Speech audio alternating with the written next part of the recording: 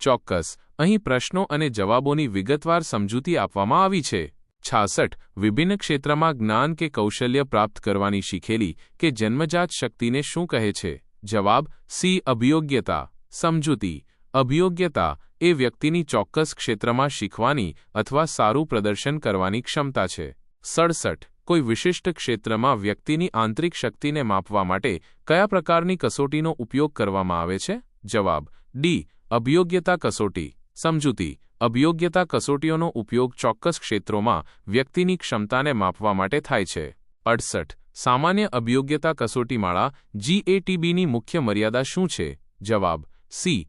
પેટા કસોટીમાં ગતિ પર વધુ ભાર. સમજૂતી. GATBમાં કેટલીક પેટા કસોટીઓમાં ગતિ પર વધુ ભાર મૂકવામાં આવે છે જે સમય મર્યાદામાં પૂરી ન થઈ શકે. 69. શૈક્ષણિક મૂલ્યાંકન દ્વારા નીચેનામાંથી કઈ વિશે બાબત જાણી શકાય છે? જવાબ ડી. એ, બી અને સી. સમજૂતી. શૈક્ષણિક મૂલ્યાંકન શિક્ષકોની અસરકારકતા, શિક્ષણ પદ્ધતિની અસરકારકતા અને ઉચિત શૈક્ષણિક નિર્ણય વિશે માહિતી આપી શકે છે. 70. સંગીતિક અભિયોગ્યતા કસોટી નીચેનામાંથી કોના દ્વારા વિકસાવવામાં આવી છે? જવાબ બી. સિશોર. સમજૂતી. સિશોર દ્વારા સંગીતિક અભિયોગ્યતા કસોટી વિકસાવવામાં આવી છે. 71. નીચેનામાંથી કઈ તુલા વલણ તુલા નથી? જવાબ સી.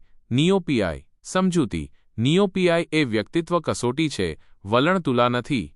72. નીચેનામાંથી કઈ પદ્ધતિને ક્રમાંક મેરિટની પદ્ધતિ તરીકે પણ ઓળખવામાં આવે છે? જવાબ સી. ક્રમાંક રેન્ક ઓર્ડર તુલા. સમજૂતી. ક્રમાંક તુલાને ક્રમાંક મેરિટ પદ્ધતિ પણ કહેવામાં આવે છે. 73. જાતિવાદના અભ્યાસ માટે કઈ પદ્ધતિની જરૂરિયાત છે? જવાબ બી. મનોવલણ તુલા. સમજૂતી. મનોવલણ તુલાનો ઉપયોગ જાતિવાદના અભ્યાસમાં થાય છે. 74. પ્રમાણિત કસોટીથી અભિરુચિ પેટર્નનું માપન થાય તેને કહે છે?